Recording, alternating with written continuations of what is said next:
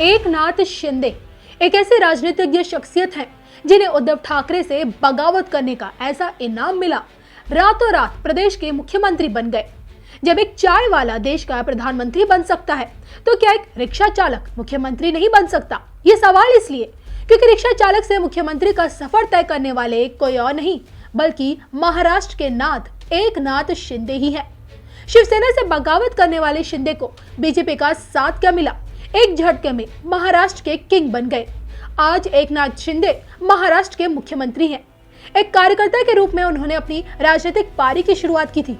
उसके बाद पार्षद चुने गए, ठाणे से लगातार 4 बार जीते और अभी से आप मेहनत कहिए या फिर किस्मत। राजनीति की रेस में एकनाथ शिंदे को कभी पीछे मुड़कर नहीं देखना पड़ा।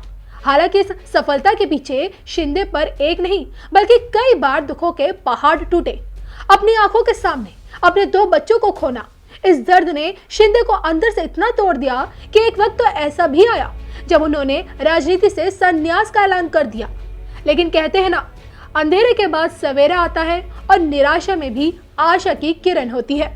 अपनी इच्छा शक्ति से डिप्रेशन को हराकर शिंदे फिर से महाराष्ट्र की राजनीति में उतरे और देखते ही देखते फर्श से अर्श तक पहुंच चुके हैं। मुख्यमंत्री का कार्यभार संभालने वाले शिंदे की एक बड़ी चुनौती न सिर्फ शिवसेना का सेनापति बनना है बल्कि 24 तक गद्दे पर टिके रहना भी है। ऐसे में जब पात्रा चौल घोटाले में संजय राउत की गिरफ्तारी हुई, शिंदे की सरकार पर भी सवाल उठने लगे। हालांकि राउत की इस गिरफ्तारी पर तंज मारते हुए शिंदे भी बोल चुके हैं कि रोज सुबह 8 बजे बजने वाला भोपू बंद हो गया है।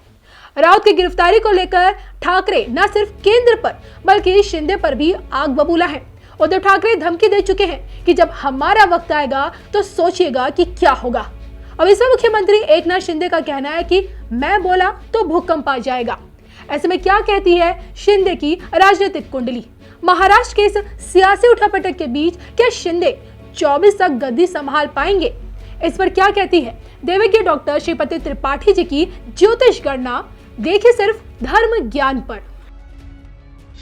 एकनाथ शिंदे कर पाएंगे कार्यकाल पूरा, इस बात का अभी से मिल रहा है संकेत। नमस्कार, मैं हूं डॉक्टर श्रीपति त्रिपाठी। महाराष्ट्र के नए मुख्यमंत्री एकनाथ शिंदे राज्य की कमान संभाल चुके हैं। महाराष्ट्र में पिछले दिनों हुए नाटकीय घटनाक्रम के बीच ये देखना बहुत ही दिलचस्प होगी कि एकनाथ शिंदे अपना कार्यकाल किस तरह से संभाल कर आगे बढ़ते हैं या पूरा कर पाते हैं। तो आइए जानते हैं क्या है, कैसा रहेगा एकनाथ शिंदे का कार्यकाल, क्या कहती है उनकी जन्म पत्रिका।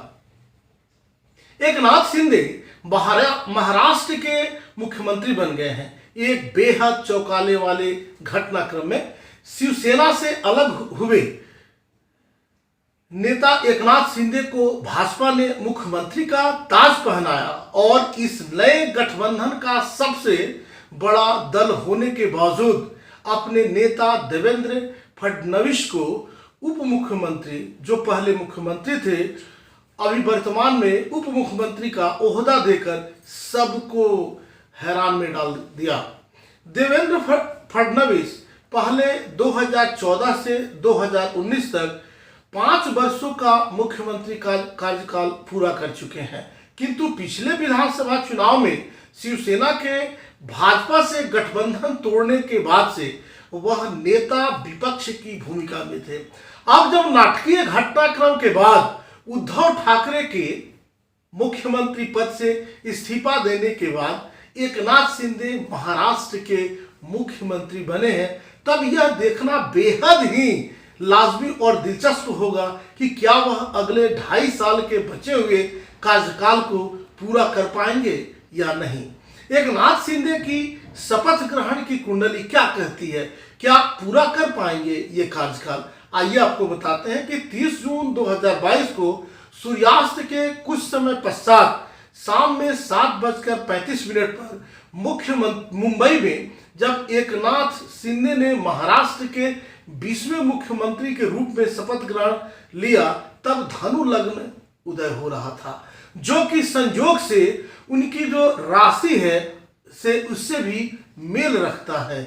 गुरुवार के दिन शुक्ल द्वितीया तिथि तथा गुरु का नक्षत्र पुनर्वसु यह दर्शाता है कि नई सरकार प्रदेश की अर्थव्यवस्था में सुधार की बड़ी नीतियां जल्द लाने की घोषणा कर सकती हैं। लेकिन एकनाथ शिंदे की शपथ ग्रहण की कुंडली में चंद्रमा अपनी राशि कर्क में गंडांत में होकर सरकार की स्थिरता पर ज्योतिषीय दृष्टिकोण से कुछ प्रश्न चिन्ह लगता दिख रहा है।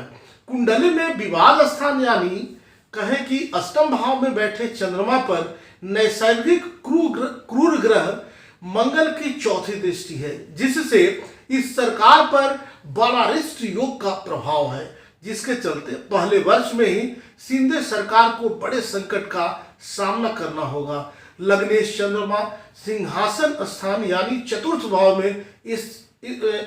भाव में शनि और मंगल से दोनों ओर से घिर जाने से कुछ कमजोर स्थिति में है। ऐसे में इस सरकार को कार्यकाल पूरा करने के लिए काफी संघर्ष से गुजरना होगा, या यूं कहें कि इस सरकार को अपना कार्यकाल पूरा करने के लिए एक के बाद एक संकटों का सामना करना होगा। राज सत्ता स्थान यानी दसम भाव के अधिपति बुध इस शपथ ग्रहण कुंडली के छठे भाव में के अधिपति शुक्र के साथ युद्ध होने से लंबी और विवादास्पद न्यायिक प्रक्रिया का ज्योतिषीय संकेत भी दे रहे हैं, जो एकनाथ शिंदे के लिए बेहद कठिन हो सकता है। शिवसेना के सेनापति उद्धव या एकनाथ होंगे। एकनाथ शिंदे ने शिवसेना के 2/3 से अधिक विधायकों को तोड़ते हुए अब मुख्यमंत्री बनने के साथ साथ पार्टी शिवसेना पर भी अपना दावा ठोक दिया है। एकनाथ शिंदे के अनुसार शिवसेना के 56 में से 2/3 से अधिक विधायक उनके साथ होने से वही असली शिवसेना है। ऐसे में उद्धव ठाकरे के लिए अब अपनी विरासत को बचाना एक बड़ी चुनौती है। 27 जुलाई 1960 को सुबह 10:14 पर मुंबई में जन्मे महाराष्ट्र के पूर्व मुख्यमंत्री उद्धव ठाकरे का जन्म लग्न कन्या है और चंद्र राशि जो है इनकी सिंह राशि है। गुरु में शुक्र की परिवर्तनकारी दशा में चल रहे उद्धव ठाकरे के लिए 14 जुलाई तक बेहद कठिन समय है। गुरु शुक्र और गुरु की विंशोत्तरी दशा में चल रहे उद्धव ठाकरे का 14 जुलाई तक पार्टी को बचाने की बड़ी चुनौती से जूझना होगा। उनकी कन्या लग्न की कुंडली में मंगल की 8वीं दृष्टि जो है गुरु और शनि जो कि सिंहासन के चतुर्थ भाव में है उस पर होने से यह समय उनके लिए बड़ी चुनौती का है। आने वाले दिनों में वह पार्टी पर दावेदारी के विवाद को लेकर चुनाव आयोग तथा आपको बता दें कि शीर्ष अदालत का रुख करेंगे। यह संकेत उनकी कुंडली में दशानाथ गुरु की छठे कोट के भाव के स्वामी शनि से युति और उस पर मंगल की दृष्टि से स्पष्ट दिख रहा है। उद्धव ठाकरे की कुंडली में लग्नेश और दशमेश बुध के वर्गोत्तम में होने के चलते उनको अपनी पार्टी के चुनाव चिन्ह और नाम दोनों पर अधिकार मिल जाएंगे, ऐसा ज्योतिषीय दृष्टि से दिख रहा है। अभी तक आपने यह चैनल सब्सक्राइब नहीं किया है तो सब्सक्राइब करें, शेयर करें और कमेंट्स करें। तब तक के लिए दीजिए मुझे इजाजत। मिलते हैं ऐसे ही समसामयिक वीडियोस के साथ। तब तक के लिए नमस्कार।